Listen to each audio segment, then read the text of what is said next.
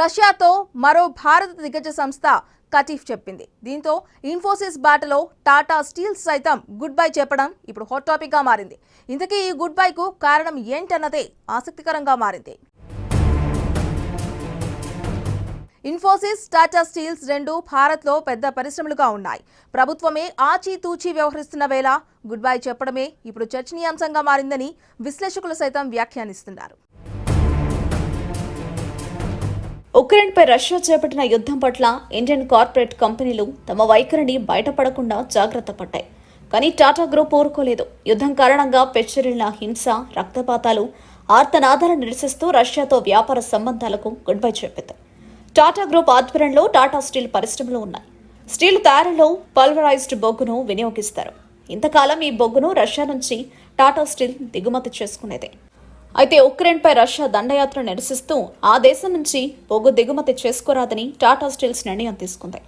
ఇటీవల రష్యా నుంచి 75,000 టన్నుల బొగ్గు రష్యా నుంచి టాటా స్టీల్ కు సరఫరా అయింది. దీంతో రష్యా యుద్ధ నేపథ్యంలో టాటా స్టీల్స్ గతంలో చేసిన ప్రకటన కేవలం ప్రచార ఆర్భాటం తప్పితే ఆచరణలో అమలు అయ్యేది కాదనే విమర్శలు ఎక్కువయ్యాయి. దీంతో రంగంలోకి దిగిన టాటా స్టీల్స్ రష్యా నుంచి బొగ్గు దిగుమతికి సంబంధించి వివరణ ఇచ్చింది. ఉక్రెయిన్పై రష్యా దండయాత్ర ఫిబ్రవరి 24న మొదలైందని, అయితే అప్పటికే బొగ్గు దిగుమతికి సంబంధించిన రష్యాతో సంప్రదింపులు జరుగుతున్నాయని టాటా స్టీల్స్ చెప్పింది. వీటికి సంబంధించిన ఒప్పందాలు మార్చిలో తుది దశకు చేరుకున్నాయని తెలిపింది. ఒక బాధ్యత కలిగిన కార్పొరేట్ కంపెనీగా ఒప్పందాలను గౌరవించడం తమ బాధ్యత అని టాటా తెలిపింది. అందుకే మార్చితో కుదిరిన అగ్రిమెంట్ కి సంబంధించిన బొగ్గు మేలో దిగుమతి అయిందని తెలిపింది. యుద్ధాన్ని ఖండిస్తూ బొగ్గు దిగుమతికి సంబంధించి ఏప్రిల్ నుంచి రష్యాతో ఎటువంటి అగ్రిమెంట్లు చేసుకోలేదని టాటా స్టీల్స్ చెప్పింది. రష్యా ప్రత్యామ్నాయాలపై దృష్టి సారిస్తున్నట్టు టాటా పేర్కొంది. ఇదిలా ఉంటే టాటా స్టీల్స్ కు యూకేలోనూ నెదర్లాండ్స్ లోనూ భారీ స్టీల్ సంస్థలున్నాయి. ఆయా పరిశ్రమల్లో ఉక్కు తయారీ ప్రక్రియ కోసం రష్యా నుండి బొగ్గును దిగుమతి చేసుకుంటుంది. అయితే ఉక్రెయిన్ విషయంలో రష్యా ఎంతమాత్రం వెనక్కు తగ్గకపోవడంపై టాటా స్టీల్ ఈ నిర్ణయం తీసుకున్నట్లు సంస్థ తన ప్రకటనలో పేర్కొంది. రష్యా నుంచి బొగ్గు సేకరణ చిన్న అంశమని టాటా స్టీల్ తెలిపింది. వాస్తవానికి టాటా స్టీల్ నిర్ణయం వెనుక పెద్ద కథ ఉంది. ప్రస్తుతం యూకే, నెదర్లాండ్లో కంపెనీ ప్లాంట్లున్నాయి. ఆయా దేశాల్లో రష్యాపై తీవ్ర వ్యతిరేకత ఉంది. ఈ ప్రభావం కంపెనీపై పడకుండానే జాగ్రత్త తీసుకుందని విశ్లేషకులు వ్యాఖ్యానిస్తున్నారు. తాజాగా భారత సాఫ్ట్వేర్ దిగ్గజం ఇన్ఫోసిస్ రష్యా నుంచి తమ కార్యకలాపాలను తరలిస్తున్నట్లు ప్రకటించింది. ఈ మేరకు ఆ సంస్థ సీఈఓ సలెల్ ఫరేక్ ఓ ప్రకటన విడుదల చేశారు.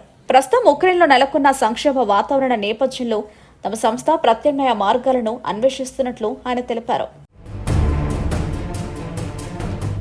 ఉక్రెయిన్పై 49 రోజులుగా యుద్ధం సాగిస్తున్న వైఖరిపై ప్రపంచవ్యాప్తంగా నిరసన వ్యక్తమవుతోంది. ఇప్పటికే అనేక దేశాలు రష్యా వైఖరిని ఖండించాయి.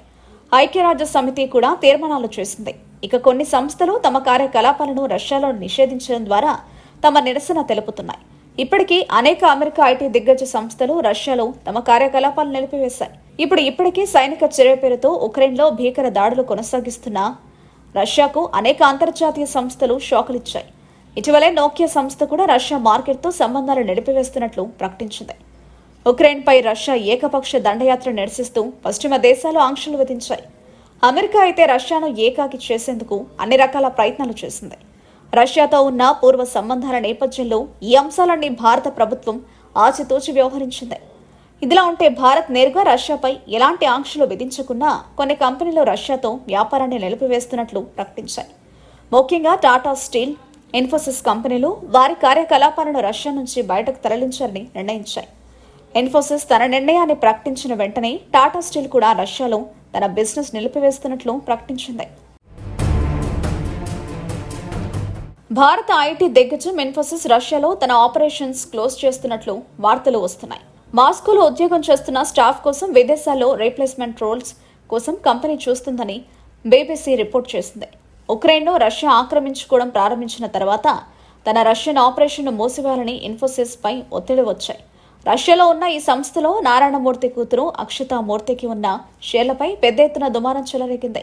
యూకే ఛాన్సలర్ రిషి సునక్ అక్షత భార్య, ఒక యూకే ఆర్థిక మంత్రి ఫ్యామిలీ మెంబర్లు రష్యాతో బిజినెస్లు చేయడం ఎంతవరకు కరెక్ట్ అంటూ ఓ సంస్థ రిషి సునక్ ను ప్రశ్నించింది. దీనిపై రిషి సునక్ సైతం గట్టిగానే కౌంటర్ ఇచ్చారు. కంపెనీ వ్యవహారాలతో తనకు ఎలాంటి సంబంధం లేదంటూ తేల్చి చెప్పారు. యూరోపియన్ దేశాలు రష్యాపై ఆంక్షలు విధిస్తున్న సమయంలో ఆయన భార్యకు రష్యాలో ఉన్న ఇన్ఫోసిస్లో వాటాలు ఉండడంపై ప్రశ్నలు తలెత్తాయి. దీంతో దిగ్గజ సాఫ్ట్వేర్ సంస్థ ఇన్ఫోసిస్ ఏకంగా రష్యా నుంచి తమ కంపెనీలను శాశ్వతంగా వేరే చోటికి తరలిస్తున్నట్లు ప్రకటించింది. ప్రస్తుతం రష్యాలోని ఇన్ఫోసిస్ శాఖలో 100 మంది ఉద్యోగులు మాత్రమే ఉన్నారు. అక్కడ మాకు క్లయింట్లు కూడా లేరు. తమ కంపెనీ అభివృద్ధి కోసం మార్పు తప్పదని కంపెనీ తెలిపింది.